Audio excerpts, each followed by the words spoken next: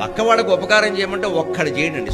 సాంఘిక సంక్షేమ హాస్టల్స్లో పాలు లేక ఏడుస్తున్నారు, బట్టలు లేక ఏడుస్తున్నారు. ఈవేళ పత్రికలో కూడా మీరు చూస్తుంటారు, రేంజల్ అన్న చోట జడ్పీ హై స్కూల్ పిల్లలు రోడ్డు మీద కూర్చున్నారు కంచాలు పట్టుకుని. మేము అన్నం తినలేకపోతున్నాం, పురుగుల అన్నం పెడుతున్నారు, నీళ్లచారు పోశారండి. ఒక్కొక్క హై స్కూల్లో మధ్యాహ్న భోజన పథకానికి నేను డబ్బులు ఇస్తానని మొక్కుకోండి, మీ కాళ్ళకి నేను దండం పెడతాను ఇక్కడ, అది మొక్కుకోండి. అది అవ్వడం మొక్కడండి. వాళ్ళకి పడితే మనకేం వస్తుందండి? ఏం రావాలి? ఏదో ఆశించే మొక్కలా? ఏమీ రాకుండా మొక్కలేమా?